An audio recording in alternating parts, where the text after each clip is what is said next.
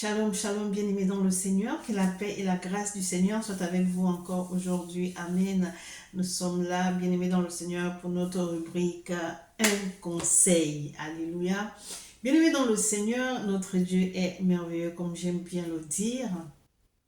Aujourd'hui, toutes les choses deviennent normales. Même ce qui n'est pas normal devient normal. Donc, je ne suis pas là pour prêcher ou pour enseigner, mais juste pour donner un conseil en m'appuyant sur la parole de Dieu. Alléluia. Aujourd'hui, je veux parler de quelque chose que tout le monde trouve normal, alors que ce n'est pas normal. Alléluia. Écoute ce que Dieu te dit dans le livre de Lévitique, chapitre 20, à partir du verset 9. Voici ce que la parole de Dieu dit.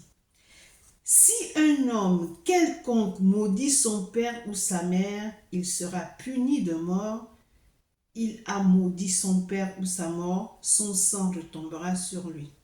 Il y a beaucoup de personnes, beaucoup d'enfants qui maudissent leurs parents. Bien-aimés dans le Seigneur, selon la parole de Dieu, dans le livre de Lévitique, c'est puni de mort. Vous me direz, c'est l'Ancien Testament. Nous sommes au temps de la grâce, oui. Même au temps de la grâce, dans le livre d'Éphésiens, chapitre 6, la parole de Dieu nous dit, tu honoreras ton père et ta mère. On ne t'a pas dit, tu maudiras ton père et ta mère. Alors, j'aimerais te dire ceci. Si tu l'as fait, le conseil que je te donne, réponds-toi. Réponds-toi et demande pardon à ton père et à ta mère. Si tu veux que les portes te soient ouvertes, que Dieu te bénisse. Je continue. Le verset 10 dit ceci. Si un homme commet un adultère avec une femme mariée, il commet un adultère avec la femme de son prochain, l'homme et la femme adultères seront punis de mort. Est-ce que vous voyez un peu ce que Dieu nous dit? Est-ce que vous écoutez ce que Dieu nous dit? Le verset 10 dit, si un homme commet un adultère avec une femme mariée, s'il commet un adultère avec la femme de son prochain, l'homme et la femme adultères seront punis de mort. Si un homme couche avec la femme de son père, la femme de ton père est ta belle-mère, et découvre aussi la nudité de son père, cet homme et cette femme seront punis de mort, leur sang retombera sur eux. Bien-aimés dans le Seigneur, pourquoi je prends ces versets-là? C'est pour nous conscientiser, parce que trop de choses anormales deviennent normales. Et il y a du désordre dans les familles à cause de ces choses anormales devenues normales. Ça crée des problèmes. Il y a des meurtres parce que l'homme a couché avec la femme d'un tel. Toi, tu vas coucher avec la femme de ton père. Est-ce que c'est normal? Tu vas coucher avec la femme de ton voisin. Est-ce que c'est normal? Toutes ces choses entraînent des mésententes, des désaccords, des divisions. Parce qu'on a trouvé ces choses normales alors qu'elles ne sont pas du tout normales. Ce sont des abominations. Je continue. Si un homme couche avec sa belle-fille, la femme de ton fils ou la fille de ta femme, ils seront tous deux punis de mort. Ils ont fait une abomination, leur sang retombera sur eux. Toutes ces choses étaient punies de mort. Même aujourd'hui, il y a des gens qui le font. Il te trouve avec sa femme, il te tue. Si un homme couche avec un homme comme on couche avec une femme, ils ont fait tous deux une chose abominable, ils seront punis de mort, leur sang retombera sur eux. Donc, bien-aimés dans le Seigneur, vous conviendrez avec moi qu'un homme ne peut pas coucher avec un homme c'est une abomination. Toutes ces choses que j'ai énumérées sont des abominations. Je continue. Alléluia. Si un homme prend pour femme la fille et la mère, c'est un crime. Un homme, un père ne peut pas coucher avec sa fille. C'est un crime. Tu as la femme, tu as la mère, tu as la fille. J'aimerais dire à un homme, si tu as l'habitude de faire ça, tu arrêtes. C'est un crime, c'est une abomination et tu fais honte à la famille. Mon conseil, c'est que tu te retiennes de la débauche et tu mènes une vie normale. Répands-toi. Répands-toi. Donc, si un homme prend pour femme la fille et la mère, c'est un crime. On les brûlera au feu, lui et elle. Lui et les deux, et la mère et la fille. Afin que ce crime n'existe pas au milieu de vous. Vous voyez, on prend les choses à la légère. Pour ne pas que ce soit, la parole de Dieu nous dit ici, afin que ce crime n'existe pas au milieu de vous. Donc, c'est quelque chose qu'on doit oublier. Si ça se passe dans une famille, pour qu'on n'en parle plus, il faut que ces personnes-là, bien-aimées dans le Seigneur, soient brûlées au feu, soient tuées, et on a fini. On ne parlera plus de ça. Montrera, vous voyez, Seigneur Jésus. Je crois que la sentence qui a été prise fera peur aux gens, que plus personne dans le village commettra un tel crime de coucher avec et la mère et la fille. C'est une abomination, c'est un crime. Mais on trouve ça normal. Si un homme couche avec une bête, il sera puni de mort et vous tuerez la bête. Je continue.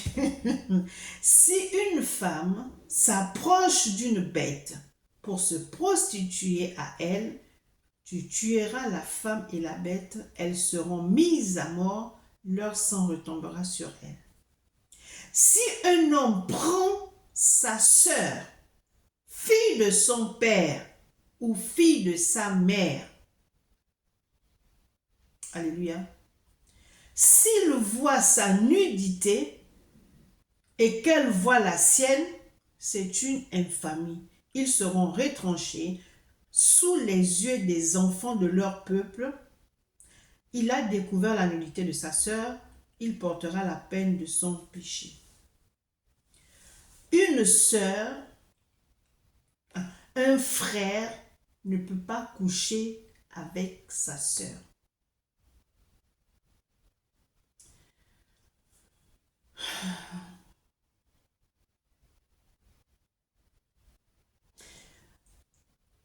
Dieu punit de mort ce genre de comportement. C'est quelque chose qui souille la famille. Vous êtes à la maison, frères et sœurs, vous couchez ensemble. Quelle abomination! C'est le libertinage, on fait comme on veut, c'est notre corps qui demande, le corps ne sait pas si c'est le frère ou si c'est la sœur, alors je couche avec ma sœur, et puis dans certaines familles c'est normal, il n'y a pas de punition, on ne dit rien aux enfants, non, on les laisse continuer leur vie. Mon conseil, bien-aimé dans le Seigneur, c'est que marchons selon la parole de Dieu. Toutes ces choses qui ont été énumérées sont en abomination devant l'Éternel. Si quelque chose de la sorte se passe dans votre famille, si vous avez constaté quelque chose d'anormal entre vos deux enfants, soyez vigilants. Parlez-leur avant que la chose n'arrive. Ce n'est pas normal qu'un frère couche avec sa sœur.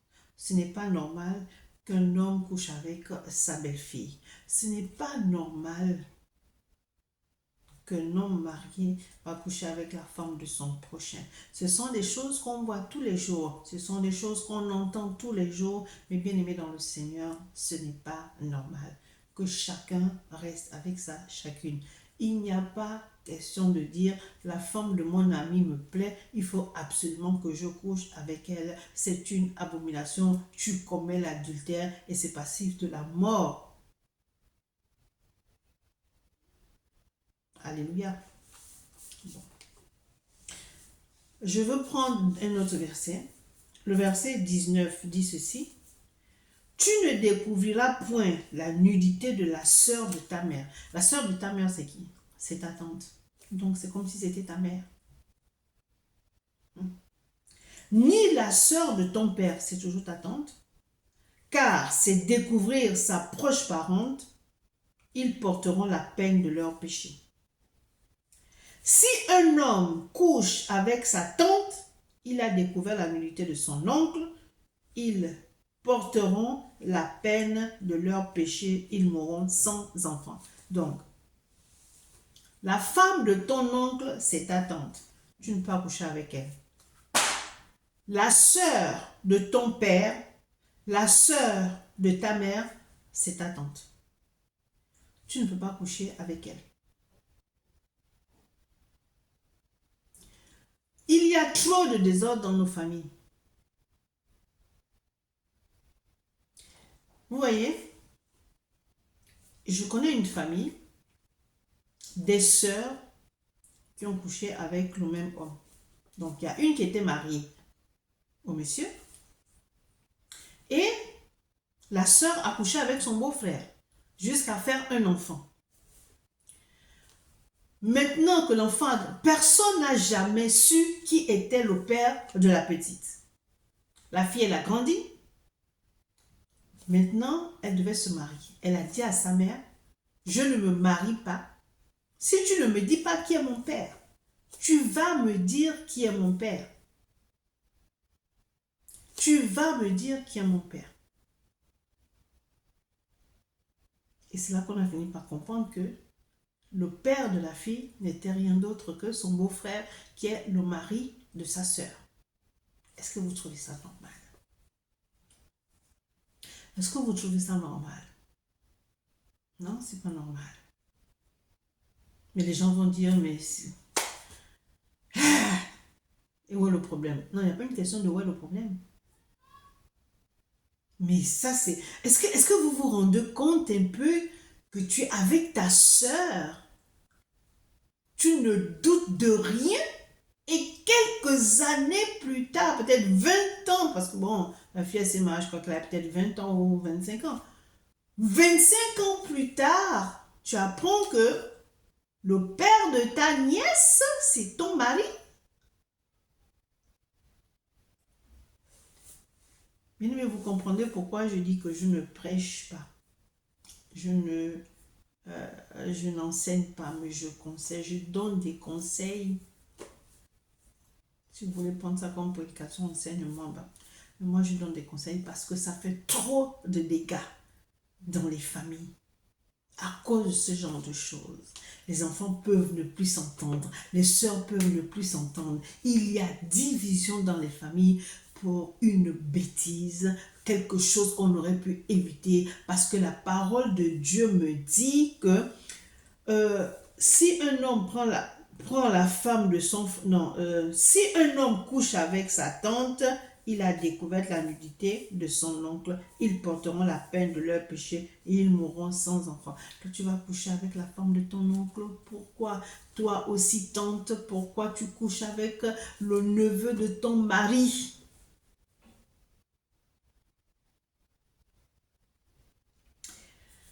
Si un homme prend la femme de son frère, la femme de son frère, c'est ta belle-sœur. C'est une impureté. Il a découvert la nudité de son frère. Ils seront sans enfants. Donc, vous allez vivre là, sans enfants. Toutes ces choses, ce sont des abominations. Le conseil que je vous donne, que je nous donne à tous, c'est d'éviter de faire ces choses. Parce que Dieu nous appelle à la sanctification, de nous éloigner de la débauche. Parce que ça, c'est de la débauche. Je vais lire 2 Corinthiens 6, verset 15. Je lis la parole de Dieu avec respect. 2 Corinthiens 6, verset 15. Alléluia. Notre Dieu est merveilleux. Amen. 2 Corinthiens 6, verset 15. Voici ce que la parole de Dieu nous dit. Je lis la parole de Dieu avec respect. 2 Corinthiens 6, verset 15. Quel accord y a-t-il entre Christ et Bilial? Ou quelle part a le fidèle avec l'infidèle? C'est ça. Bien-aimés dans le Seigneur. Et 2 Corinthiens 7, 1 dit, ayant donc de telles promesses, bien-aimés, purifions-nous de toute souillure de la chair et de l'esprit en achevant notre sanctification dans la crainte de Dieu. Bien-aimés dans le Seigneur, toutes ces choses que j'ai citées là sont en abomination devant l'Éternel. Mon conseil, c'est que nous nous abstenions de la débauche. Si tu es marié, contente-toi de ta femme. Si tu es marié, contente-toi de ta femme. Toi, frère, ta sœur ne sera jamais ta femme. C'est-à-dire que la fornication dans les familles est devenue normale. Ou ça a toujours été normal. Mais aujourd'hui, Dieu dit, ça suffit. Mettez ma parole en pratique. Toutes ces choses causent des problèmes. Des fois, tu te poses la question de savoir pourquoi est-ce que ma vie ne marche pas. Mais ta vie ne marche pas parce que tu es marié, mais tu couches avec la sœur de ta femme. Tu es marié, tu couches avec ta belle-fille, soit la fille de ta femme ou la femme de ton fils. Tu es marié, tu couches avec ta tante, soit la sœur de ton père ou la sœur de ta mère ou la femme de ton oncle. Et tu dis rien ne marche dans ma vie. Mais ce sont des malédictions. Tu commets l'adultère, tu es dans la débauche, tu es dans l'impureté, tu es dans tout sauf dans la sanctification. Et tu dis, je suis enfant de Dieu. Personne n'est parfait. Nous courons vers la perfection. La parole de Dieu nous parle. La parole de Dieu nous délivre. Ça, tu n'as pas besoin de délivrance avec des impositions des mains ou des jeûnes et des prières. Tu prends la parole de Dieu, tu la lis, tu dis, waouh, ce que je fais là, c'est pas bon, j'arrête. Tu t'es auto-délivré de ces abominations. Alors, mon frère, mon père, mon fils, ma soeur, ma fille, ma mère, marchons selon la parole de Dieu. Sortons de la débauche. Sanctifions-nous pour ne pas être en horreur devant l'Éternel. Alléluia. Souvenons-nous qu'en tant qu'enfants de Dieu, nous sommes le sel de la terre. Nous sommes la lumière de ce monde. Nous devons être des exemples. Ce n'est pas nous à copier le monde, mais le monde doit nous copier. Parce que nous sommes enfants de Dieu et nous marchons selon sa parole. Nous faisons sa volonté, uniquement sa volonté. C'est comme ça que les choses devraient être. Alors sortons les abominations. Que Dieu nous bénisse. C'était votre humble sœur et servante, le prophète Jérémie, du ministère des enfants perdus, président du mouvement des femmes abusées, restaurées par Christ. Amen.